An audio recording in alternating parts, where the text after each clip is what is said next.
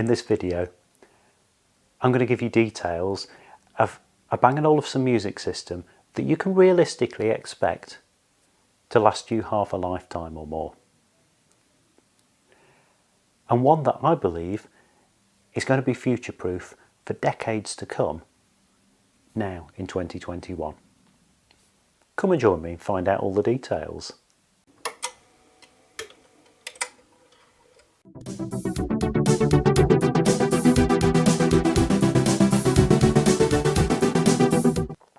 I'm Steve from Sounds Heavenly. My day job's making the cables that connect Bang & Olufsen, but I'm also a brand ambassador for B&O, and I want to say a big thank you to everybody who's subscribed to the channel. We've just passed 5,000 subscribers, and as a result we had a bit of a giveaway last week, so congratulations to Mr. Holt from Liverpool, who was the lucky winner of The Art of Impossible, book about Bang & Olufsen's design. I hope you enjoy the book. And thank you very much to Bang & Olufsen, who kindly donated that book for the prize. So, without further ado, on to the system. If you're a regular viewer of the channel, you will recognise it, I'm sure. Artfully blurred out behind me is the Beosystem 3500 from 1990. Now, what makes this so special? It's already over 30 years old. I've owned it for over 2/3 of that time. I expect it to be in this house for another decade at least. Well, there's a combination of things that come together to make this system, and several others produced at the same time, really quite special. 1990 was the point where Bang & Olufsen adapted their music systems to cope with their new range of Beolab powered loudspeakers.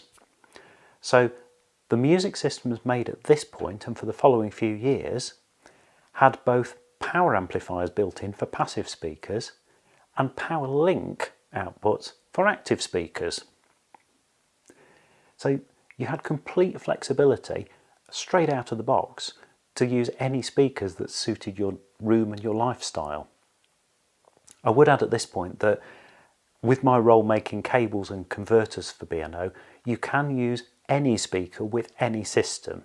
It will sometimes need a little bit of adaptation. So if you want to use a classic 1970s Beocenter with brand new Beolab speakers, please get in touch. I can make that possible.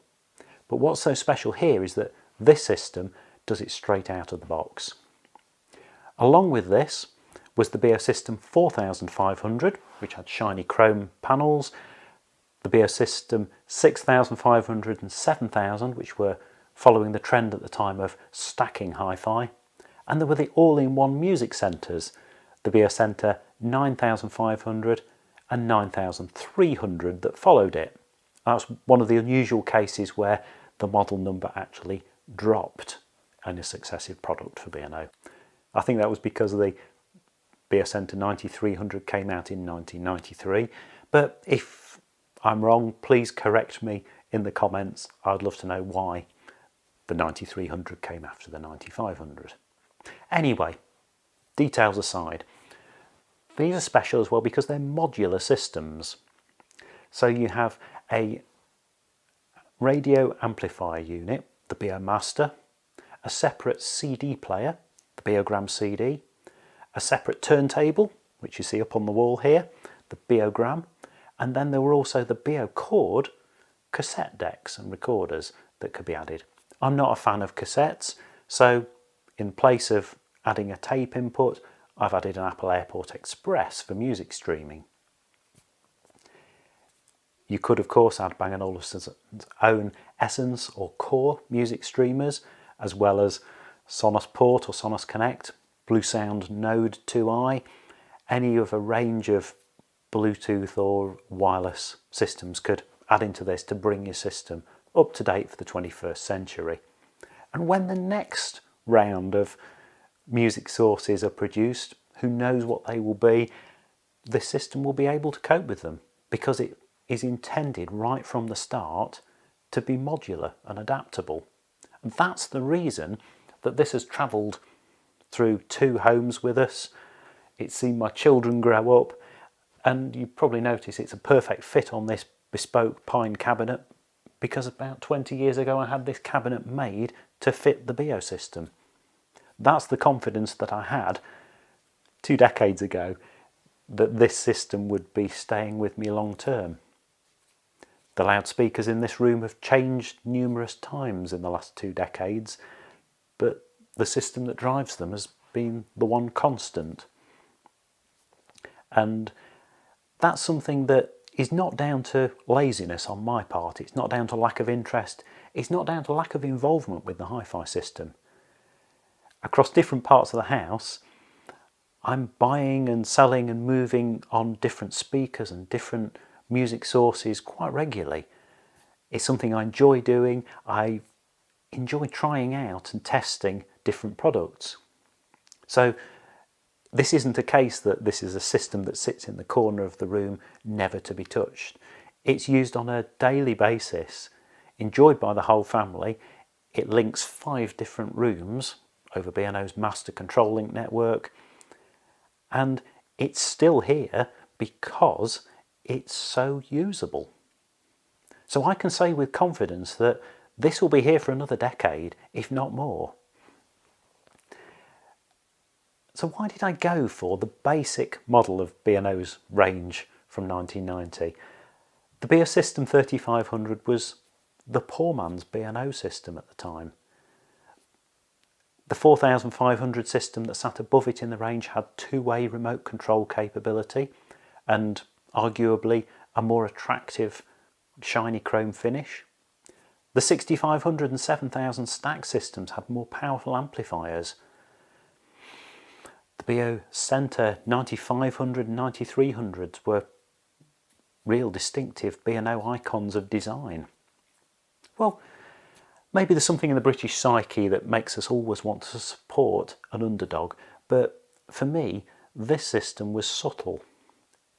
It did everything I needed. It was always the one that I saw in the 90s through the showroom window as an impoverished student, and decided that that was the one that I was saving up for. That's the one I would get when funds allowed.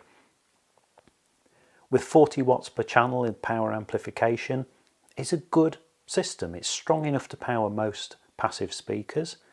It's got 4 inputs, so more flexibility than the Beosystem 9500 and 9300. They just have 2 inputs each.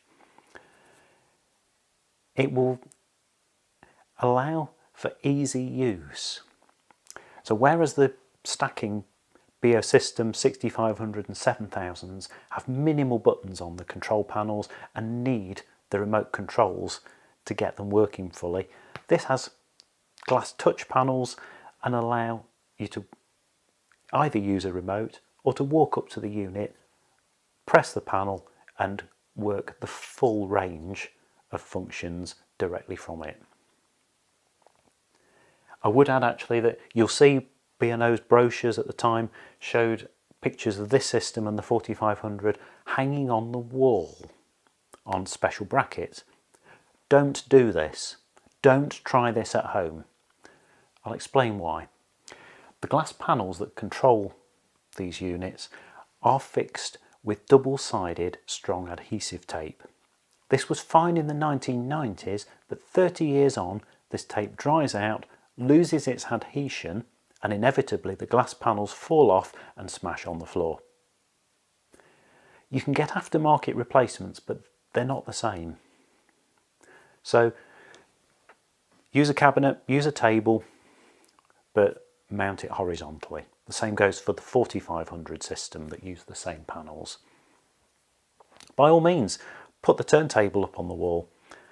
Gavin at STB Brackets makes a really stylish bracket to make that possible, and you really can dance to your heart's content without ever disturbing the needle from its groove as it plays. But this system, I believe, is the one that can be bought with confidence, will hold its value. It's actually worth now roughly what I paid for it in the late 90s. I suspect it will still be worth that in another decade. And it's the one that will adapt and grow with you as as your requirements change. I bought this in a time when I had no children, a smaller house, less rooms, and it's grown and changed with me. It runs a horizontal wall-mounted Beolab 6000 speaker in my children's playroom, a Beolit 20 portable speaker in the kitchen via the tape output of the system. It runs a single Beolab 8000 in the dining room. It runs Beolab 4s in the master bedroom, and then some KEF CI50 ceiling speakers in the family bathroom. And of course, we've got Royd Minstrel passive speakers here in the lounge. I love the fact that, as well as the cheap and cheerful Beolink 1000 remotes that we use in the bathroom, sealed in a plastic bag so that they're watertight, we can use the Beo4 remote here in the lounge, and even the infrared version of the new Beo Remote 1 can work the system. I've always enjoyed the fact that good quality music systems don't just last well, they're still relevant and valid years down the line, even decades down the line. So 31 years on, is it viable? Absolutely. What will I add to it next? Well, I'm not sure, to be honest. I don't need to link any more rooms yet, but if I did, at the time B&O made an amplifier unit that would let you add up to 11 link rooms over master control link. A Beolink converter could be added in to make additional master link compatible rooms that would be driven from the system. I might upgrade some of my speakers, but even the very latest Beolab speakers will plug straight into it. If you want any help using one of these classic systems with any range of active or passive speakers, please drop me a line. You can get in touch at any time via my website at soundsheavenly.com. I'm always happy to help with any questions. Every combination of speakers can be used with any model of Bang & Olufsen music system, whether that be a classic Beocenter from the 1970s or the latest streaming music players like the Essence and the Core. The cables, converters and adapters that I've managed to find will make every combination possible. But what I love about these 1990s systems is the fact that it's so easy to do. I hope that this has been helpful and that some of my enthusiasm for classic B&O music systems has shown through. But please, if you want to know more about Bang & Olufsen, check out the links that will come up at the end of the video to some of the playlists that I've put together. And please, if you like the video, tick the thumbs up button. It does help. It makes the video more visible to people on YouTube's algorithm. If you didn't like it, then yes, tick the thumbs down, but please do it twice to be absolutely sure the message gets through. And please subscribe to the channel. It would be great to be able to see the channel grow. That gives me the inspiration to make more videos. Thank you very much for watching.